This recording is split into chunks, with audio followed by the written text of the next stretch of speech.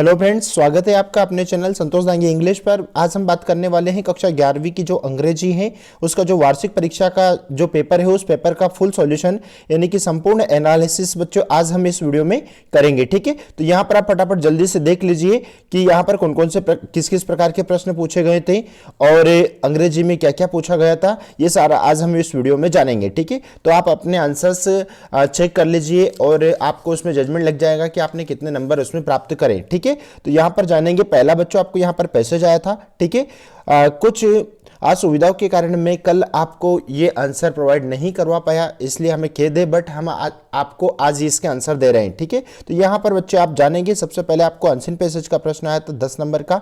Read the following passage carefully and answer the question given below basis of it. Okay, तो यहां पर इस प्रकार का बैक्टीरिया यानी कि एक वायरस होता है, उस वायरस के ऊपर पूरा का पूरा ही पैसेज बच्चों यहां पर दिया गया था। आई होप यदि आप इस पैसेज को 2-3 बार पढ़ते तो शायद आपको ये सारे के सारे क्वेश्चन के आंसर आप आराम से बना लेते। ठीक है, तो पहला जो प्रश्न जानेंगे हम और उसका आंसर क्या बन रहा है ना, रिनोवायरस आर रेस्पॉन्सिबल फॉर। ठीक है, यानी कि पहला जो प्रश्न है उसका आंसर क्या बन जाएगा। ठीक है, तो ये कॉमन कोल्ड के ऊपर डिपेंड करता है बच्चों, यानी कि आपका A option B option correct हो जाएगा। What makes research study and remedy of viral disease difficult. ठीक है, तो इसका यानी कि जो दूसरा वाला जो पैसेज है यानी कि दूसरा वाला जो क्वेश्चन है उसका वैरायटी ऑफ वायरस यानी कि ए वाला क्वेश्चन आंसर आपका एकदम राइट हो जाएगा। ठीक है, अगला देख लीजिए बच्चों, यानी कि अगला जो प्रश्न है आपका प्रश्न क्रमांक 3 यानी कि bacteria infections are caused by. तो बैक्टीरिया जो होता है वो किसके द्वारा होता है, तो वो होता है वायरस के द्वारा, यानी कि सी ऑप्शन आपका एकदम राइट हो जाएगा। ओके, नंबर 3 का सी ऑप्शन। नंबर 4 देख लीजिए, in common cold before affecting the lungs virus affected. ठीक है, तो इसका जो है ना वो हो जाता है, जैसे आप पैसेज में देंगे आंसर मिल जाएगा ए ऑप्शन से, यानी कि leaning of knots A option से एकदम आपका राइट हो जाएगा। ठीक है, नेक्स्ट देख लेते हैं number 5। Wise medical science struggling to abolish common cold. Okay, तो there is a variety of virus are very small both या नन ऑफ दिस। तो इसका यानी कि 5वें का आंसर बन जाएगा प्यारे बच्चों आपका, यानी कि ए ऑप्शन से एकदम आपका राइट हो जाएगा। There is a variety of virus. Okay, next question देखेंगे number 6। Name a disease that we have got rid of, है ना, तो उसका नाम बताना है कि जिससे रोग ये हुए हैं सारे के सारे। ठीक है, तो ये हुआ है बच्चों आपका यानी कि एक बीमारी है, उस बीमारी का नाम है यानी कि थाइपस। ठीक है, थाइपस आपकी एक बीमारी है, यानी कि सी ऑप्शन से एकदम आपका सही हो जाएगा। अगला नेक्स्ट क्वेश्चन यानी कि word in the passage which means disease, यानी कि डिसीज मतलब होता है बच्चों रोग। डिसीज मतलब क्या होता है, रोग। ठीक है, इस पैसेज के अनुसार डिसीज का मतलब रोग होता है और एलिमेंट का मतलब भी एक बीमारी है, रोग होता है, तो आपका सी ऑप्शन से एकदम करेक्ट बन जाएगा। आगे देखें, यानी कि which of the following is the correct synonym. Synonyms मतलब बच्चों होता है समानार्थी। सिनोम्स मतलब क्या होता है, समानार्थी। ठीक है, अब समानार्थी सिनोम्स या समानार्थी बोल सकते हैं या पर्यायवाची बोल सकते हैं। ओके, तो फनी फनी मतलब होता है मौज या मस्ती या आनंद। ओके, तो यहां पर जो 4 ऑप्शंस दे रखे थे, तो इस पैसेज के अनुसार आप कहने की रेडिकुलस, है ना, रेडिकुलस जो ऑप्शन है इसका यानी कि उसका मतलब भी मौज मस्ती या उल्लास होता है, तो आपका ए ऑप्शन से एकदम सही हो जाएगा। Okay, next number 9। Which of the following is similar in meaning of to common. ठीक है, कॉमन मतलब होता है एकदम सामान्य। ओके, और सिमिलर बताना है बच्चों, और सिमिलर मतलब होता है एकदम आपका यानी कि उसी के समान, एक समान, जिसको हम यूं भी कह सकते हैं। ओके, तो यहां पर जो ऑप्शंस दे रखा है ऑर्डिनरी। ठीक है, ऑर्डिनरी मतलब उसका मतलब भी यही होता है, तो आपका करेक्ट आंसर बन जाएगा बच्चों सी ऑप्शन से एकदम राइट हो जाएगा। ठीक है, next number 10। What is the verb form of infection, है ना, इन्फेक्शन का अपने को वर्ब फॉर्म बताना, और वर्ब फॉर्म क्या होता है बच्चों, यानी कि क्रिया का रूप होता है। क्या होता है, क्रिया का रूप होता है वर्ब फॉर्म। ओके, अब क्रिया का रूप यानी कि इन्फेक्ट जो शब्द है, इस इन्फेक्ट से इन्फेक्शन हुआ है, मतलब आप समझ गए होंगे कि आपका इसमें ए ऑप्शन से एकदम राइट हो जाएगा। ठीक है, आई होप आपको ये सारे के सारे आंसर समझ में आ रहे होंगे और आपने 10 में से 10 नंबर प्राप्त किए होंगे, और आपने बच्चों आने वाले टाइमिंग में यानी कि आप 12वीं के लिए अपने आप को तैयार कर रहे हैं, और हम भगवान से प्रार्थना करते हैं कि आप सारे के सारे बच्चे जो इस वीडियो को देख रहे हैं कि सारे के सारे इस वीडियो को लाइक करेंगे, दोस्तों मित्रों में शेयर करेंगे और चैनल को सब्सक्राइब करेंगे, क्योंकि आपके लिए 12वीं का जो बेस है यानी कि संपूर्ण सॉल्यूशन और विशेष है ना स्पेशल क्लास के वीडियोस आपको यहाँ पर चैनल पर विजिट आप करेंगे तो आपको मिलेगा, क्योंकि विशेष आपको पता भी है कि खास करके 10th और 12th की एग्जामों के हमारे चैनल पर मैक्सिमम वीडियो मिलेंगे और उसकी हम विशेष क्लास हम इस चैनल पर लेते हैं। ओके, तो आप अपने आप को तैयार कर लीजिए और अपने आप को आने वाले 12वीं के लिए अपने आप को रेडी कर लीजिए कि आप एग्जाम फाइट करके 12वीं में पहुंच रहे हैं। Okay, next number 2, read the following passage carefully and make note बनाना था and basic your comprehension of the passage given a suitable title. ठीक है, तो अपने को टाइटल जो देना है और एक नोट्स बनाना है। तो हमने आपको इसको भी बहुत अच्छे से एक वीडियो बना रखा है, चैनल पर आप देखोगे तो मिलेगा, है ना। तो यहाँ पे पेरेंटिंग इज एन आर्ट है ना, एक ये कला होती है, ठीक है, पेरेंटिंग करना। तो यहाँ पर कला के रूप में, तो इसका जो टाइटल बच्चों ये वाला इसका टाइटल और नोट्स है ना, आपको इसमें नोट्स जो बनाना था वो नोट्स आपका यानी कि पॉइंट टू पॉइंट आपको नोट्स देना था, जिसका मैंने वीडियो ऑलरेडी इसमें यहाँ पर बना रखा है। सेक्शन बी देख लेते हैं, यहाँ पर 4 नंबर का प्रश्न आया था, you are a Neha Srivastava studying in a government higher secondary school Ashok Nagar. Okay, तो यहाँ पर eco club of your school यानी कि इको क्लब, ठीक है, यानी कि ट्री प्लांटेशन ड्राइव यानी कि हरित क्रांति से रिलेटेड यहाँ पर क्या लिखना था, आपने कोई पोस्टर बनाना था। ठीक है, तो यहां पर अब उसके नोटिस बनाना था जो कि अपन यहां पर बना सकते थे, या फिर उसके ओआर में बहुत ही अच्छा है बात आपके लिए यहां भी, क्योंकि ओआर में एक नहीं दो प्रश्न पूछे हैं, यानी कि आपको ये तीनों में से कोई एक ही प्रश्न करना था। दूसरा ओआर में पूछा है, यानी कि आपको जो ओआर में पूछा है वो बम ब्लास्ट का पूछा गया बच्चों। ओके, तो बम ब्लास्ट वाला भी पोस्टर आप चैनल पे देखेंगे तो आपको मिलेगा। और एक बात और मैं यहाँ पर बोलना चाहूंगा कि ये जो प्रश्न है ना बच्चों, ये प्रश्न आपको 12th की एग्जाम में भी देखने को मिलेगा, इसलिए आप इस प्रश्न को अच्छे से समझ लेना, क्योंकि 12वीं में भी आपको ये प्रश्न का सामना करना पड़ेगा। ओके, लॉस्ट एंड फाउंड है ना, यानी कि कुछ गुम होना और अपने को या कुछ खोना या पाना। तो लॉस्ट एंड फाउंड का मैंने बहुत ही अच्छे से एक्सप्लेन किया है इस ये वाला जो पोस्टर से इसको, है ना।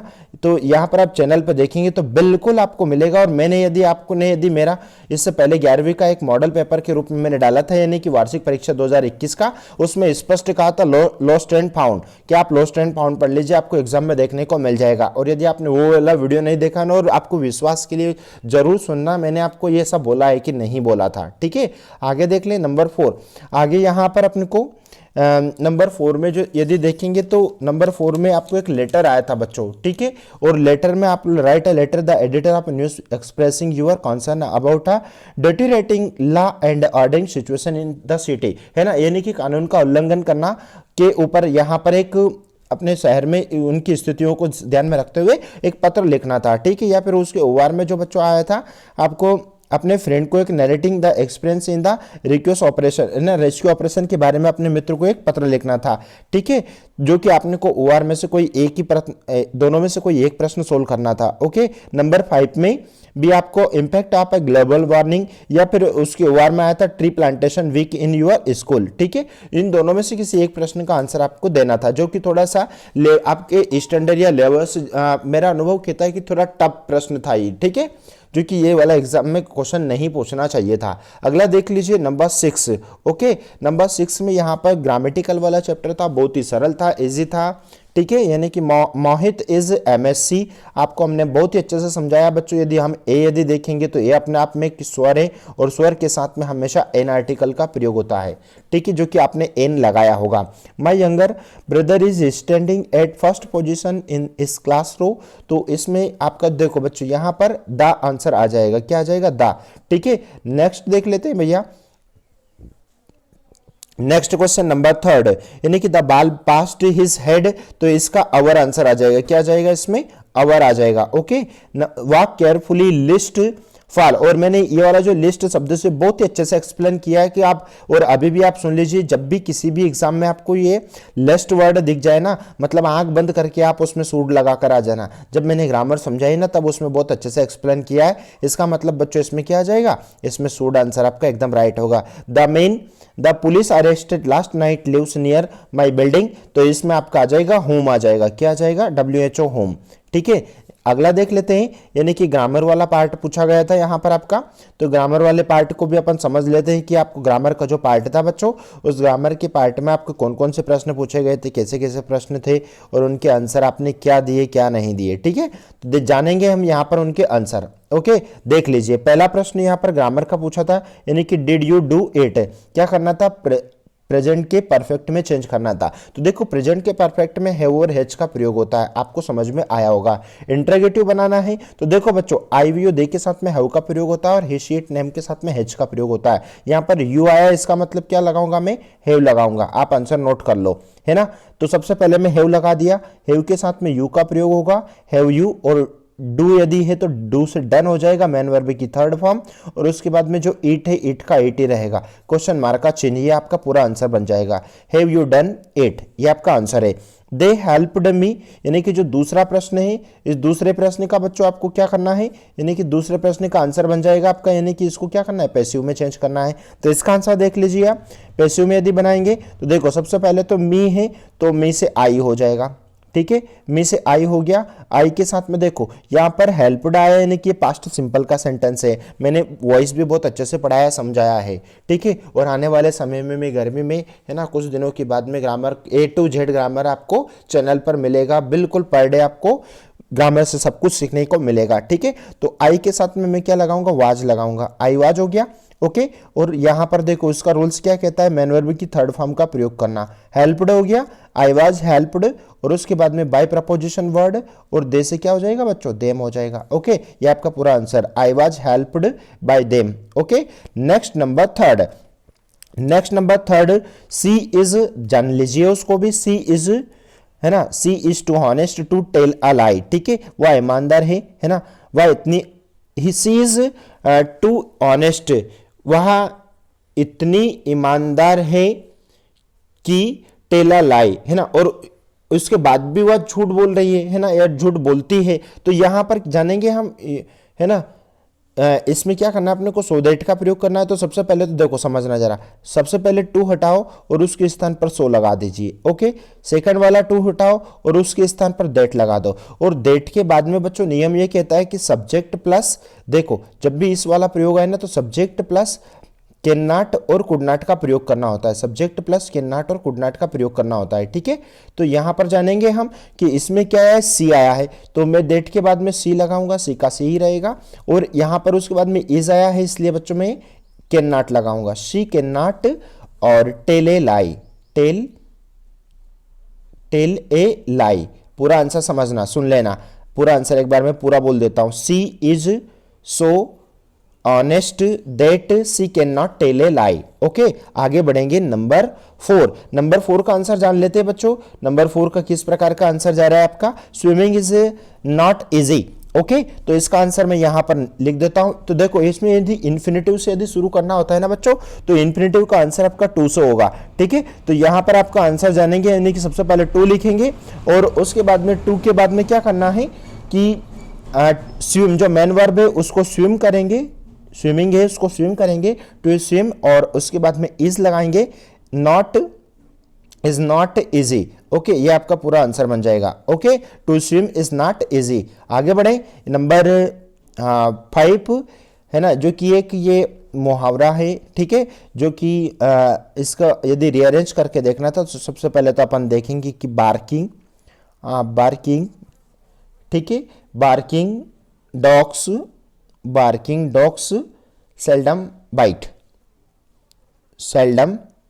बाइट, है ना, कि जो कुत्ते भौंकते हैं वो काटते नहीं है, ऐसे ही कुछ इसका अर्थ निकलना चाहिए, ओके।